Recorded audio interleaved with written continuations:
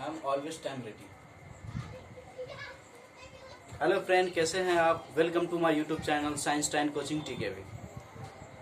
आज मैं मैथ का एक चैप्टर पढ़ाने जा रहा हूं जिसका नाम है मेंसुरेशन। उसको हिंदी में क्षेत्रमिति कहते हैं।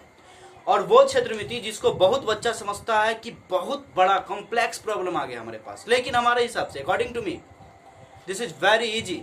यह बहुत और बहुत सरल है। इसको समझने से पहले हम कुछ ऐसे भी ट्रिक्स और टिप्स और फॉर्मूला का इस्तेमाल करेंगे जिसको देखने के बाद और लिखने के बाद समझने के बाद आपका क्षेत्रमिति इतना आसान हो जाएगा कि आप कहेंगे कि ये क्षेत्रमिति था या जोड़ घटाव था। इससे पहले हम कुछ फॉर्मूला को देखेंगे, उससे पहले हम कुछ इंट्रोडक्शन को देखेंगे और इसके बाद हम कुछ क्वेश्चन को सोल्व करवाएंगे। ये पूरा वीडियो अगर आप देखते हैं तो मैं आशा करता हूं कि आपको ये पूरा वीडियो समझ में अगर आ गया तो आपको क्षेत्रमिति समझ आ गया। अगर नहीं आया क्षेत्रमिति तो कहिएगा सर आपको पढ़ाना नहीं आता है, आप टीचिंग छोड़ दीजिए, कमेंट में लिखिएगा। खैर चलिए देखते हैं कि क्षेत्रमिति क्या है। तो जानते हैं कि क्षेत्रमिति में सबसे पहले देखेंगे क्षेत्र का मतलब होता है एरिया। और ये क्षेत्रमिति तैयार कैसे किया जाता है, सबसे पहले इसको देखते हैं कि क्षेत्रमिति लिखा क्यों गया। क्षेत्रमिति का मतलब होता है कि क्षेत्र और जोड़ देते हैं उसमें मिति का मतलब होता है मापने वाला मेजरमेंट। क्षेत्र का मतलब होता है एरिया और मिति का मतलब होता है मापने वाला मेजरमेंट बोले तो जिसको हम स्केल भी कहते हैं। क्या कहते हैं? स्केल भी कहते हैं। और किसी भी स्केल के द्वारा प्रत्येक चीज को मापने के लिए अलग अलग यंत्रों की आवश्यकता होती है। उसी प्रकार से क्षेत्र का जो मापने वाला स्केल होता है उसको हम मिति कहते हैं और इंग्लिश में मेजर कहते हैं, मेजरमेंट। और क्षेत्र का मतलब होता है एरिया। आप जानते हैं कि क्षेत्रमिति में जो सबसे इंपोर्टेंट है वो है सबसे पहला वृत्त का जो मान होता है वो होता है 360 डिग्री का मान होता है। कितना? 360 डिग्री का मान होता है। और ये 360 डिग्री में एक पॉइंट होता है जिसको हम हिंदी में बिंदु कहते हैं, अंग्रेजी में पॉइंट कहते हैं, चाहे तो आप ओरिजिन भी बोल सकते हैं। और ये ऊपर वाला जो भाग है उसको बोलते हैं परिधि। क्या बोलते हैं दोस्तों? ऊपर वाले को परिधि बोलते हैं। और ये जो आपको ए से लेके यहाँ पे जो ओ था, ओ से लेके ए और ओ से लेके बी तक जो है ये आपका त्रिज्याखंड है। क्या है दोस्तों? त्रिज्याखंड। और ये जो आप एक वृत्त और देखिए, यहाँ से लेके यहाँ और यहाँ से यहाँ और यहाँ से लेके यहाँ तक ये जो स्पेस दिखाई दे रहा है ABC, इसको बोलते हैं वृत्ताखंड। क्या कहते हैं दोस्तों? वृत्ताखंड कहते हैं। वृत्ताखंड का मतलब होता है कि वृत्त को पूर्ण रूप से अलग अलग भागों में बांट देना, उसे हम वृत्ताखंड कहते हैं। और त्रिज्याखंड का मतलब होता है कि एक वृत्तों को 3 आकार बराबर भागों में बांटना, उसको हम त्रिज्याखंड कहते हैं। चलिए, तो हम लोग तो ये क्लियर कर लिए। अब जानते हैं कि व्यास क्या होता है दोस्तों। इसको हम यहाँ पे लिखते हैं व्यास बोले तो एक वृत्त है। वृत्त का जो केंद्र से एक रेखा चला जाता है उसको हम बोलते हैं व्यास कहते हैं। और ये इसे हम व्यास कहते हैं, ऊपर वाले को हम परिधि कहते हैं। और ये देखिए, इसको हम कहते हैं वृत्त। इसको क्या कहते हैं दोस्तों? वृत्त कहते हैं। आपको बता दिए हैं इससे पहले कि ये क्या है? वृत्ताखंड है। ये क्या है? त्रिज्याखंड है। आप जानते हैं कि ये ए से बी की जो दूरी है, इसको जो भाग कटा हुआ है जिसको हम पेंट कर रहे हैं उसको हम बोलते हैं चाप। इसको निकालना है। अब जानते हैं कि ये तो समझ गए कि क्षेत्रमिति क्या होता है, उसका मान कितना होता है, केंद्र क्या होता है, व्यास क्या होता है और वृत्त किसे कहते हैं। ये सब तो क्लियर हो गया। अगर शुरू से लास्ट तक अगर इस वीडियो को आप देखते हैं तो बहुत अच्छे से समझ में आ जाएगा। चलिए, इसके बाद देखते हैं कि त्रिज्याखंड भी समझ गए। इसके बाद कुछ देखते हैं वृत्त की जो परिधि होती है उसको हम क्या कहते हैं। तो मान लीजिए दोस्तों, ये वृत्त है। अब वृत्त का जो परिधि होता है ना, ये ऊपर वाला भाग, उसको बोलते हैं 2πr। क्या बोलते हैं दोस्तों? वृत्त का जो परिधि होता है उसको हम बोलते हैं 2πr कहते हैं। तो चलिए देखते हैं। तो वृत्त की जो परिधि होती है 2πr और r को हम त्रिज्या भी कहते हैं। r को क्या कहते हैं? त्रिज्या। हम चाहे तो यहाँ पे लिख सकते हैं त्रिज्या बराबर r। त्रिज्या बराबर क्या लिखेंगे? ये त्रिज्या बराबर r। आर कभी कभी देखिएगा एक तो बड़ा होता है, एक तो छोटा होता है। तो त्रिज्या बराबर होता है एक तो छोटा वाला आर, एक तो बड़ा वाला आर, दोनों में से कोई एक आर को ले सकते हैं। तो चलिए, तो वृत्त की जो परिधि होता है वो 2 पाई गुने त्रिज्या होता है, उसको हम अपने ऐसे भी बोल सकते हैं 2 पाई आर। तो वृत्त की परिधि बराबर 2 पाई आर, इसको याद कर लेना है, वृत्त की परिधि बराबर 2 पाई आर। चलिए नेक्स्ट है दूसरा कि वृत्त की त्रिज्या, त्रिज्या हम कहते हैं दोस्तों, त्रिज्या बराबर होता है आर, और वृत्त की जो त्रिज्या होती है वो होता है त्रिज्या बराबर वृत्त की परिधि या बट्टे में 2 पाई। तो वृत्त की परिधि क्या होता है 2 पाई आर, उसमें 2 पाई से भाग कर देंगे। तो देखिए 2 पाई से भाग कर दिए, 2 पाई से 2 पाई कटा, बचा कितना आर। तो हम ये देख लिए कि वृत्त की जो त्रिज्या है वो वृत्त की परिधि या बट्टे में 2 पाई है। अगर इसको अच्छे से समझेंगे, 2 बार 3 बार देख लेंगे तो कंप्लीटली आपको ये मेंसुरेशन समझ में आ जाएगा। तो वृत्त की जो त्रिज्या है वो क्या है, वृत्त की परिधि बटे में 2 पाई होता है। आप जानते हैं कि वृत्त का क्षेत्रफल, वृत्त का जो क्षेत्रफल होता है वो क्या होता है। तो जैसे मान लीजिए एक वृत्त है, अब वृत्त का जो ये खाली स्थान वाला जो एरिया है उसको हम बोलते हैं क्षेत्रफल, है कि नहीं। तो वृत्त का जो क्षेत्र होता है वो होता है पाई आर स्क्वायर। वृत्त का जो क्षेत्र होता है वो क्या होता है, पाई आर स्क्वायर होता है। तो हम लोग याद कर लेंगे वृत्त का क्षेत्रफल क्या होता है, पाई आर स्क्वायर होता है। इसके बाद जानेंगे वृत्त की त्रिज्या। वृत्त की त्रिज्या निकालने का अपना अपना बहुत सारा ट्रिक है। वृत्त का जो त्रिज्या है वो होता है अंडर रूट वृत्त का क्षेत्रफल बट्टे में पाई। अब इसको हम सोल्व कर लेते हैं। वृत्त का जो क्षेत्रफल है, जैसे मान लीजिए वृत्त का त्रिज्या, वृत्त का क्षेत्रफल बट्टे में पाई, वृत्त का क्षेत्रफल क्या होता है। चलिए तो देखते हैं कि वृत्त की जो त्रिज्या है वो अंडर रूट वृत्त का क्षेत्रफल बट्टे में पाई होता है। फिर पांचवा क्वेश्चन है कि अर्धवृत्त की परिमिति जो होती है वो पाई प्लस 2 इंटू आर होता है। पहले हम ब्रैकेट के अंदर का काम करेंगे, उसके बाद आर का काम करेंगे।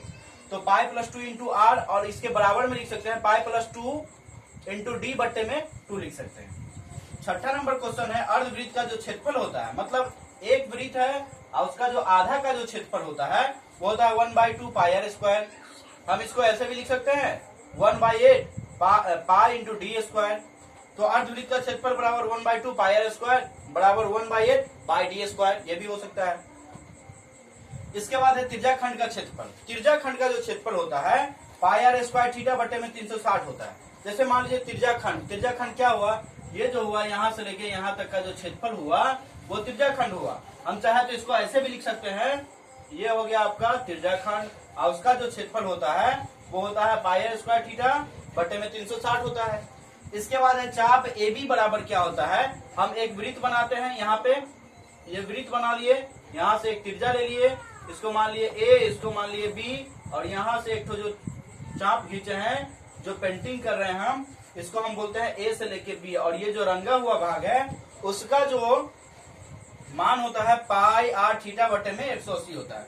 तो हम लोग सिर्फ और सिर्फ अभी फॉर्मूला को देखे हैं, तो फिर से देख लेते हैं। वृत्त की परिधि बराबर 2 पाई आर, वृत्त की परिधि बराबर 2 पाई गुने त्रिज्या, वृत्त की त्रिज्या बराबर वृत्त की परिधि बटे में 2 पाई, वृत्त का क्षेत्रफल बराबर पाई आर स्क्वायर, वृत्त की त्रिज्या बराबर अंडर रूट वृत्त का क्षेत्रफल बटे में पाई, अर्धवृत्त की परिमिति बराबर पाई प्लस 2 इंटू डी, इसको ऐसे भी बोल सकते हैं पाई प्लस 2 अब बटे में डी अपॉन 2। अर्धवृत्त का जो क्षेत्रफल होता है 1/2 पाई आर स्क्वायर बराबर 1/8 पाई डी स्क्वायर। त्रिज्या खंड का जो क्षेत्रफल होता है वो होता है पाई आर स्क्वायर थीटा बटे में 360, और चाप ए बी बराबर होता है पाई आर थीटा बटे में 180 होता है। तो चलिए ये तो देख लिए हैं। इसके बाद हम इस पे कुछ क्वेश्चन को सोल्व करेंगे और फॉर्मूला को देखते हैं कि प्रूफ कैसे होता है।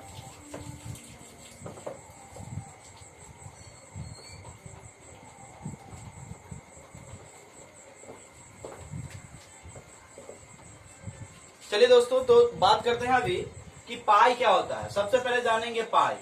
पाई जो होता है, पाई का जो मान होता है 22/7 होता है, और इसी में पाई का जो मान होता है वो होता है त्रिकोणमिति में 180, और इसी प्रकार से पाई का जो मान क्षेत्रमिति में भी कहीं पर जो यूज किया जाता है वो होता है 3.14। तो ये तीनों पाई का ही मान होता है, लेकिन अपने अपने हिसाब से सब यूज होता है। तो सबसे पहले पाई का मान समझ गए। अब ये वृत्त जो है, वृत्त का कुल टोटल मान होता है 360। कितना होता है दोस्तों, 360 होता है वृत्त का कुल टोटल मान। आप जानते हैं कि ये तो समझ गए। आप इसको हम कुछ सिद्ध करना सीखते हैं, जैसे वृत्त की त्रिज्या वृत्त की परिधि बटे में 2 पाई होती है। वृत्त का त्रिज्या जो होता है, वृत्त का परिधि देखिए 2 पाई आर हो गया। अब बट्टे में उसको 2 पाई से जो भाग कर देंगे तो वृत्त की त्रिज्या निकल जाएगा। देखिए 2 पाई से 2 पाई कट गया तो बचा कितना, आर बच गया। तो वृत्त की परिधि, वृत्त का क्षेत्रफल होता है पाई आर स्क्वायर, वृत्त की जो त्रिज्या है, वृत्त का क्षेत्रफल बट्टे में पाई, वृत्त का त्रिज्या जो निकलता है, वृत्त का क्षेत्रफल बट्टे में क्या हो जाता है, पाई होता है। जैसे वृत्त का क्षेत्रफल क्या होता है, पाई आर स्क्वायर बट्टे में पाई। अब देखिए पाई से पाई कट गया, लेकिन यहाँ क्या है, अंडर रूट है, स्क्वायर से रूट हट गया तो बचा कितना, आर। तो वृत्त की त्रिज्या निकल गया। इस प्रकार से अर्धवृत्त की परिमिति होता है पाई प्लस 2 इंटू आर बराबर पाई प्लस 2 इंटू डी बटे में 2। अर्धवृत्त का क्षेत्रफल होता है 1/2 पाई आर स्क्वायर बराबर 1/8 पाई इंटू डी स्क्वायर। इसी प्रकार से त्रिज्याखंड का जो क्षेत्रफल होता है पाई आर स्क्वायर थीटा बटे में 360, चाप ए बी बराबर पाई आर थीटा बटे में 180 होता है। तो चलिए दोस्तों, ये तो समझ में आ गया। अब जानते हैं कि क्वेश्चन को कैसे बनाया जाता है। यदि मान लेते हैं कि एक क्वेश्चन है, पहला क्वेश्चन है जिसमें बोला गया है त्रिज्या बराबर 7 है, त्रिज्या बराबर 7 है। या ऐसे लिख सकते हैं, किसी वृत्त में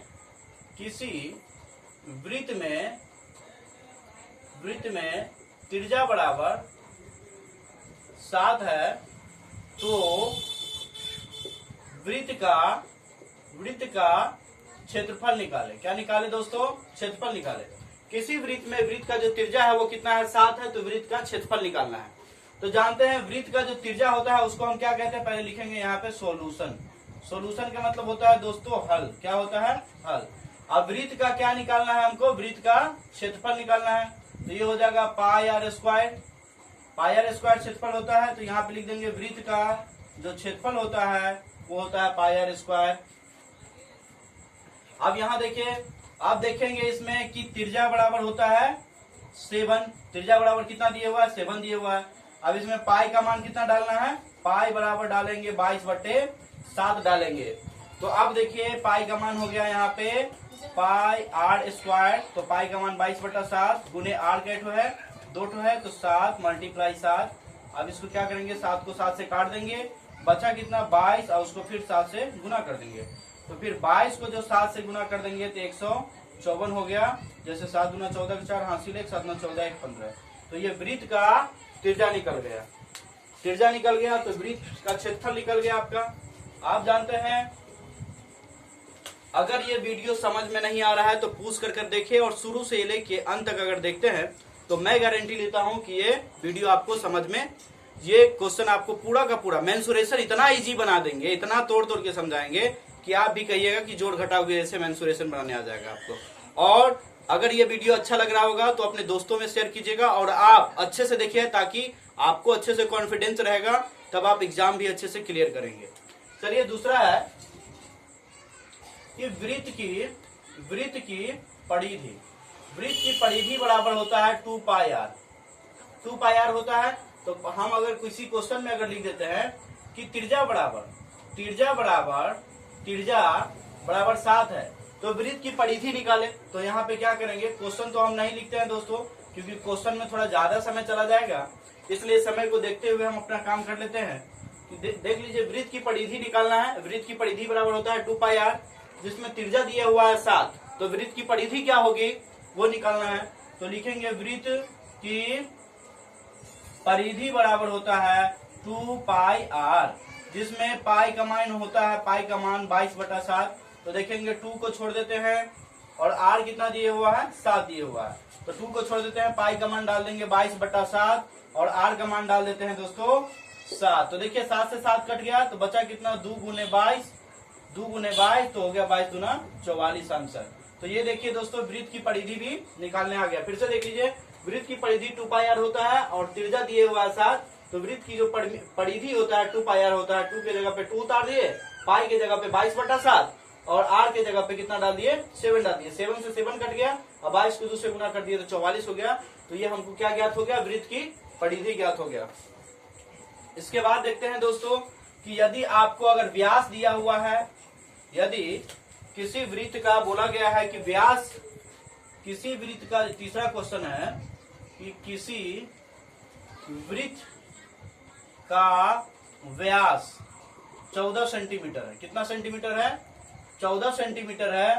तो वृत्त की क्षेत्रफल ज्ञात करें। अगर वृत्त की व्यास 14 सेंटीमीटर है तो वृत्त की क्षेत्रफल ज्ञात कीजिए। मान लीजिए कि एक वृत्त है, इसका व्यास है 14 सेंटीमीटर, तो उसका जो है क्षेत्रफल कैसे ज्ञात करेंगे? तो देखिए, पहले व्यास को हम क्या करेंगे, त्रिज्या निकालेंगे। तो त्रिज्या बराबर होता है व्यास बट्टे में 2। तो व्यास हो गया 14 बट्टे में 2, मतलब कट गया तो 7। तो r बराबर हो गया 7। तो r बराबर तो 7 हो गया दोस्तों। अब जानेंगे कि क्या ज्ञात करना है हमको, वृत्त का क्षेत्रफल। तो वृत्त का जो क्षेत्रफल होता है, वृत्त का क्षेत्रफल जो होता है वो होता है पाई r स्क्वायर। तो आप जानते हैं पाई का मान कितना डालना है, 22/7, और r आपका दिया हुआ है, पाई का मान तो 22/7 है, r दिए हुआ है 7।